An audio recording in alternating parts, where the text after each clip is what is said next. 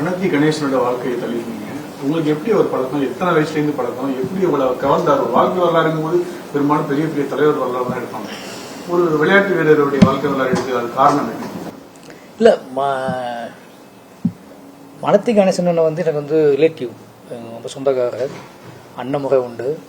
சின்ன வயசுலேருந்தே எனக்கு அவர் தெரியும். அன்னைக்கு என்னோட பாலிய காலத்து ஹீரோ அவர் விளையாடுறாங்க அப்படின்னா நாங்கள் போய் ஏன்னா அன்னைக்கு இந்த ஃபோட்டோ கிட்டெல்லாம் கிடையாது, ரேடியோவில் கேட்குற சவுண்டு மட்டும்தான். இப்போ அனந்தி கணேசன் விளையாடுறாரு அப்படின்னா ஓடி போய் முன்வரிசையில் உட்காந்து பார்ப்போம். பட் ஆனால் அதை படம் பண்ணணும்னு எனக்கு தோணவே இல்லை.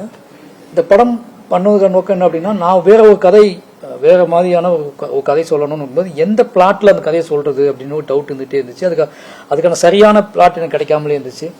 இப்போ கணேசனோட வெற்றி, கணேசனோட உழைப்பு, அவரோட ஸ்போர்ட்ஸு, அவரோட டிராவல், இது எல்லாமே ஒரு பெரிய ப்ராசஸ்ன்னு நான் சினிமாவுக்கு வந்ததுக்கப்புறம் திருப்பி அவர் எதேச்சா மீட் பண்ணும்போது சும்மா ரெண்டு பேசிட்டு இருக்கும்போது எனக்கு பயங்கரமாக ஆமாம் நம்ம இதை மறந்துட்டோமே, இதை மிஸ் பண்ணிட்டோமே அப்படின்னு ஒரு ஃபீல் வந்துச்சு.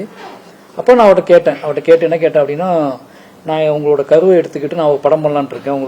உங்கள் லைஃப்பையும் உங்களோட கபடியையும் உங்களோட சக்ஸஸையும் மட்டும் எடுத்துக்கிட்டு நான் புனைவாக ஒரு படம் பண்ணலான்னு நினைக்கிறேன் அப்படின்னு சொல்லி, ஓகே தம்பி, நீ உனக்கு பெரிய நம்பிக்கை இருக்குது, மரியாதை இருக்குது, நீ கரெக்டாக எடுப்புன்னு நினைக்க தோணுன்னு சொன்னார். அவரோட வெற்றி, அவரோட உழைப்பு, அப்போ அவரோட கபடி, இதை எடுத்துக்கிட்டு நான் படம் பண்ணணும்னு ஆசைப்பட்டேன்ல.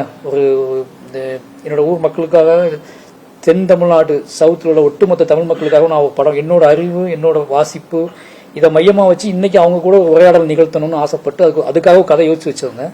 அந்த கதைக்கு இந்த பிளாட், இந்த பேஸ்மெண்ட்டு கரெக்டாக ஆகுன்னு தோணுனதுனால என்னோட இதையும் சேர்த்து அவரோட அந்த வெற்றியும் எடுத்துக்கிட்டு புனைவாக தான் ஒரு படம் பண்ணியிருக்கோம்.